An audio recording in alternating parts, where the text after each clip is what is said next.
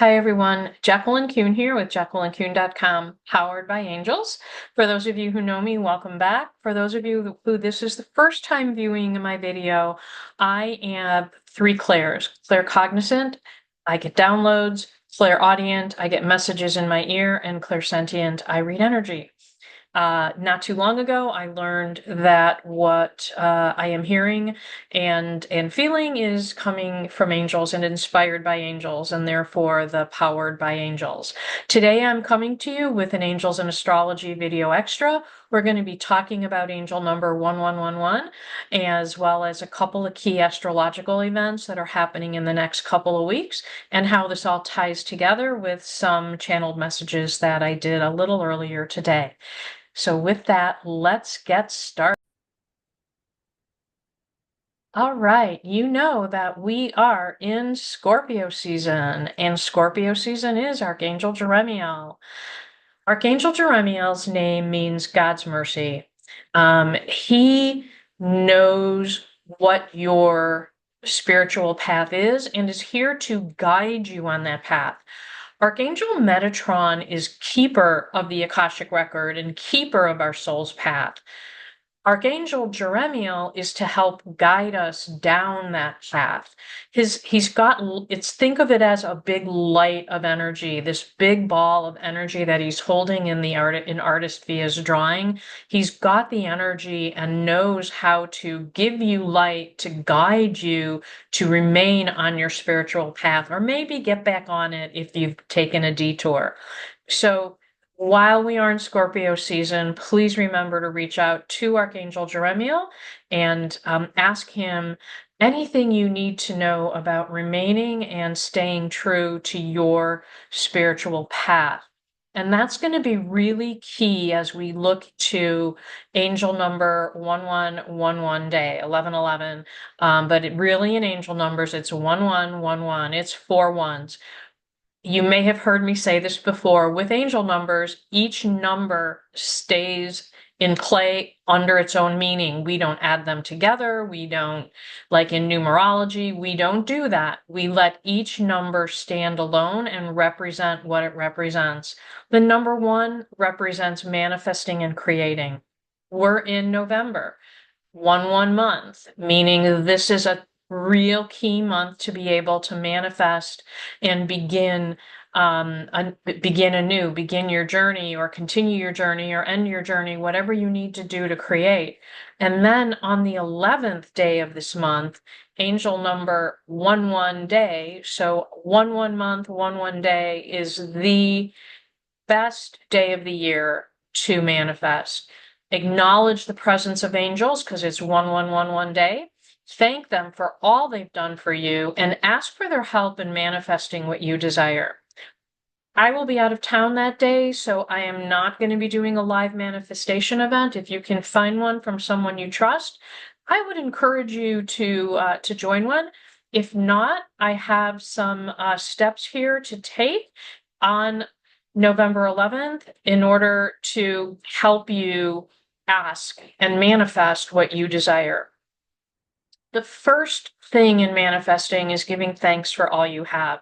We cannot manifest more abundance if we are not thankful for what we already have. It is so important. I cannot tell you enough that true, genuine gratitude for the abundance we have is the key to attracting more abundance. So first, always give thanks for what you have. Second, I encourage you to ask Archangel Raphael to heal you.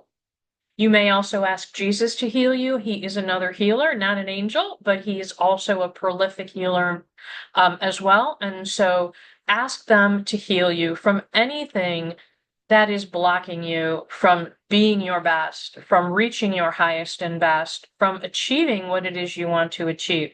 Whether it's your thoughts, whether it's your feelings, whether it is something physical that's holding you back, or your fear, right? Ask them to heal you so that you can move forward, so that you can manifest your true desire and manifest what you need to continue on that spiritual path that you're on, or get back on it if you've fallen off. Then you want to ask God, Source, the angels, your spirit team, ask all of the divine beings to show you the way. Ask them to be with you, to help you achieve what it is you desire. I do encourage you to have it written down on paper, what it is you want to manifest. And make sure that when you're doing that, you're not getting into the how. So the difference would be, let's say you are looking for a new home.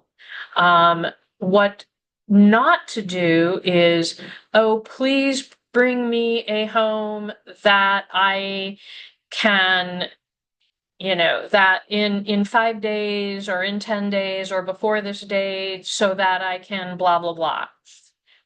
That is all of this world. That is all very material. Alternatively, if a new home is what you desire, spiritually, why do you need that new home? Please help me find a new home that will make me feel safe, that will keep me protected, that will be a loving place for my family and I to live, right? That is how to manifest your new home, not the material world of, oh, and it has to have 4 bedrooms and it has to be this color and it has to have this in the yard, right? That is material stuff. They want to bring you the spiritual. If you ask for a place to raise your family in a loving way, they will make sure that what you need to do that is completed in the package of that home. So you want to make sure that whatever it is you're manifesting, you're thinking of it in a spiritual way, and not as much material. If when you're manifesting or after you manifest, you're seeing angel number sixes, like 66 or 166, 616, that probably means you're a little too material in your focus of your manifestation. So you might want to back up, because a 6 is really the number of matter, of material, of things of this earth. So be careful about that. Then you really need to let them know what you will do, what will be your part in making this happen. Be very clear that you are willing to do your part. You will, do what you need to do to find whatever it is or do whatever you are looking for. And say that you trust that they will be with you. I trust that you will be with me. You will be guiding me. You will be showing me signs to make me feel confident that I am on the right path, that I am heading in the right way for the destiny. So do that, and I gotta tell you, just keep looking for those synchronicities. If you do this, if you are sincere, if you're genuine, sit down on November 11th, 1111 day, and watch those synchronicities happen and pay attention, right? Make sure that you're looking for those signs, that you're out and aware. Don't doubt when you get a sign. You're going to know it. You're going to just feel that this was sent. If you need validation, reach out. I'm always here to help you validate those things.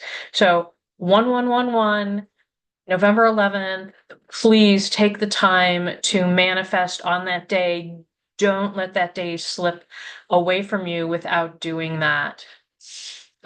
We also have a couple of interesting key astrological events. Not only is that a great manifestation day, but Venus enters Capricorn, and I'm going to tell you a little bit about what you can do to manifest love and romance because of that. And then on the 15th, we have 2 big things. Saturn moves direct, and Taurus full moon, and those 2 energies come together.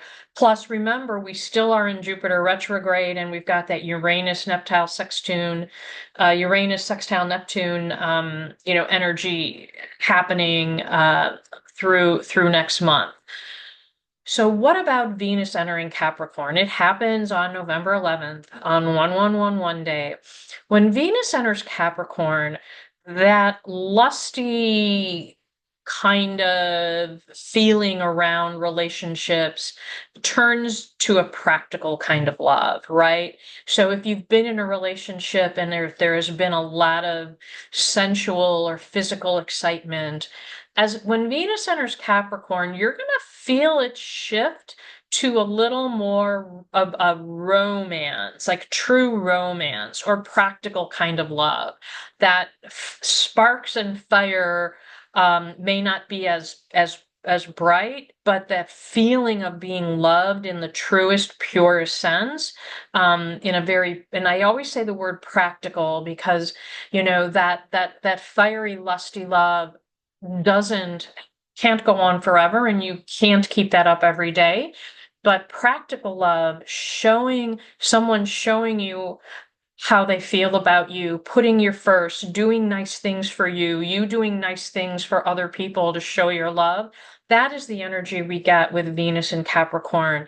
A big focus on family. So if you are trying to manifest something for your family, if you're trying to manifest a true love, if you're trying to manifest strengthening the romance in your relationship, with Venus in Capricorn on November 11th on 1111 day, it is such a great day to take advantage of all of those energies and manifest that love into your life, particularly if you have felt that maybe your relationship hasn't felt as centered or hasn't felt as sure, or you haven't been as confident in it. This energy is kind of going to bring that practical, big kind of hug type of energy around love and relationships. So really take advantage of that, particularly if you are looking to manifest something in your relationship on 1111.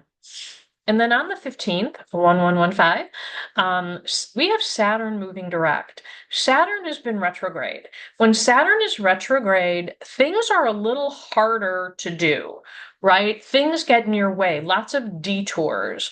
I have been on a trip these last couple of days, and there have been lots of little things that got in the way. I mean, just tiny little things that are not necessarily big deal breakers, but they just don't make you feel as good about being on a vacation, because it's just a little hurdle. Like nothing is going as smoothly as you would have hoped. But those kinds of limitations are going to be lifted now with Saturn going direct, and feel confident that what you have been doing, the work you have been doing, will begin to pay off, whether it's in your health, whether it's your diet and exercise. Maybe you were trying to lose weight and you haven't seen anything happen. Maybe it's in work, trying to close some sales if you are in sales. Whatever it is, you've got, you're making something, you're a craft person, you're knitting or crocheting or something of that sort, and maybe there have been things getting in the way. On November 15, when Saturn moves direct, a lot of those limitations will be lifted. You'll begin to see payoffs, and you'll actually begin to be a little more productive. Although we still have Jupiter retrograde, so we can't forget about that. But doing the work should get easier. And then the Taurus full moon is really interesting from what I understand, when you have a Taurus full moon, you can feel insecure. It can lead to an insecurity about something, whether it's your job, a relationship, yourself. And so under the Taurus full moon, you kind of want to sit in the moment and try to understand, why are you feeling insecure? What has this full moon exposed about you that you are insecure about? And ground yourself, be in the moment, and try to sit and really reflect on why it has exposed this insecurity. Again, the full moon, its brightness, it exposes things to us. And in Taurus, this energy is going to be a little bit about being a bit insecure. I mean, it could be because that energy on November 11th, where relationships are turning from fire and lust to kind of practical, steady state. So maybe you're going to be feeling insecure about your relationship because of that energy shift, right? And the Taurus full moon is going to go, whoa, this wasn't what it used to be. So really think about that. Know that you've got these energies coming back to back, and don't make any rash decisions before you can ground yourself, understand what's going on, and think about it really before acting on it, if that makes sense, I hope. We continue to have a couple of key energies still in play that you can work with your archangels. Again, Jupiter is retrograde until February. This is really about material things being harder to come by and watching your karmic activities, right? You really want to watch your karmic activities. You want to make sure that anything that you do is of highest and best at all times. And I know it's hard, and I know we get frustrated, but really clearing your karma and keeping your karma clean will really help with this Jupiter retrograde. Uranus sextile Neptune, this is again powerful energy to help us with our intuition, to help us understand our dreams. There's a lot going on in the dream world right now, and particularly the energy as it's going to be shifting for Pluto returning to Aquarius on November 19th. There's a lot going on that's transforming us and transforming the way we look at each other and the world and etc. And much of this is coming through our dreams and through the influences of Uranus sextile Neptune.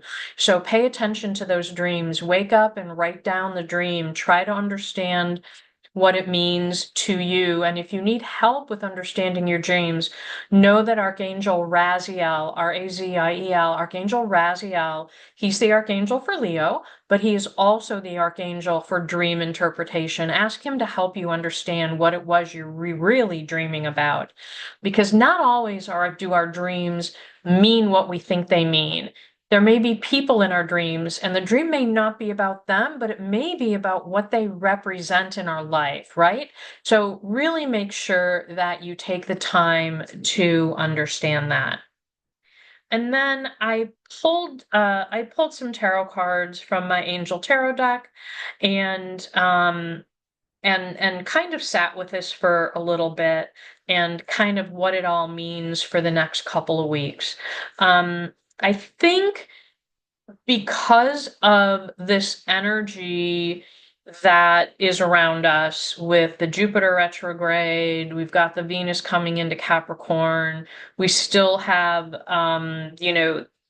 Pluto in Capricorn trying to help us finish things so that we can be transformed. With all of that planetary energy, I really believe these messages are to help us really focus in. The Queen of Air, making decisions objectively. It is really time for us to objectively take a look at what's going on in our lives and making decisions based on fact, not listening to conjecture, not listening to people's theories or opinions, doing our work, making sure we are objective and making big decisions and key decisions in our life.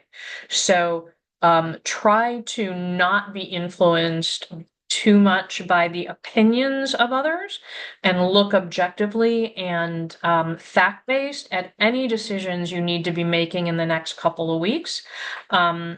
Financial constraints in the Page of Earth will become lifted. We will begin to see the lifting of some of the constraints financially. Now, Jupiter is still retrograde, so it's not going to be the easiest financial market, way to obtain financial abundance, but the constraints are becoming lifted, right? We are beginning to see some of the other energies. We're beginning to see some of the things happening where finances and material abundance is beginning to break through and be able to come into our lives in very positive, meaningful ways.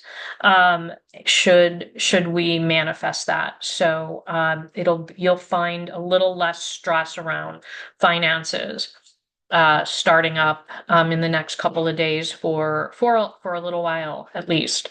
The Seven of Fire, though, it kind of goes with the Queen of Air, and it did come after the Page of Earth, so that's kind of why I did it in this order. I sometimes I'll move cards around, but I really think that this came to stand alone. You really, right now, there's a lot of trash talk out there. There's gossiping, there's backstabbing. Emotions are running really high in the US with the conclusion of the presidential election. And the Seven of Fire literally means people with opposing viewpoints are do not have your best interest at heart, and maybe attacking you. So stand by your beliefs, stand up for what you believe in a positive, light-filled, highest and best way. If people are taking negative action at you, if people are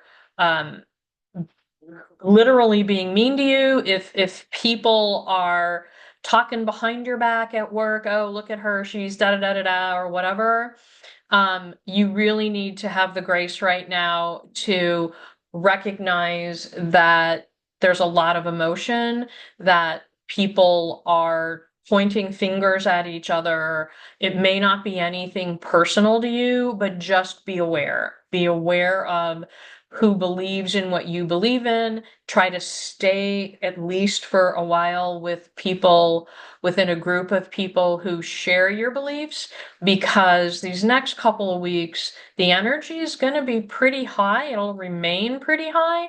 And people who don't necessarily believe the same things you do, could really do, do some harm to you and or your reputation. So just be careful of watch who you hang out with. The Five of Water, we are in our final transformation before the age of Aquarius. When we are in transformation, it's time to do that final break from whatever is not working as you have hoped. And that's really what the Five of Water is all about. Things are just not working out the way you had hoped. For that, in order to truly transform, you need to figure out how to let go of what is really keeping you in the past and keeping you from moving forward. If things are not working out the way you wanted, the way you had hoped they would, the way you thought they would, either get a new plan to fix it, or if you truly feel that it's unfixable, it's time to walk away. And now is the time, before the 19th, to do all of those final releases, say all of those final goodbyes, so that you can go into the Aquarian age with a fully open, a fully filled heart, not worrying about people or things or places that are keeping you from being the spiritual being that you need to be. We did get Archangel Gabriel and the Awakening card, the only Archangel in the spread. And the Awakening card, especially in light of the other cards around it and all of the other energy, he's basically saying, hey, see what's going on. Make sure you really understand what's going on. Maybe you need to look at the world with a new lens. Maybe you need to look at it at a different angle. But try to awaken to the truth. Try to awaken to what is really happening. And if you need to kind of look at things a little differently in order to realize that, go ahead. Archangel Gabriel with his, trumpet, he is sounding the awakening call, saying, it is time to wake up. It is time for us to really awaken to the light, to what is highest and best, understand those who do not operate in what is highest and best, and understand that there are people out there who do not have your best interest at heart, do not have the world's best interest at heart. And it's really time to awaken to who they are, what they're doing, and kind of come to that reality. And the last card that I pulled was the Knight of Water, and I think that that is totally appropriate to close out, given Venus and Capricorn. The Knight of Water is about romance. It's about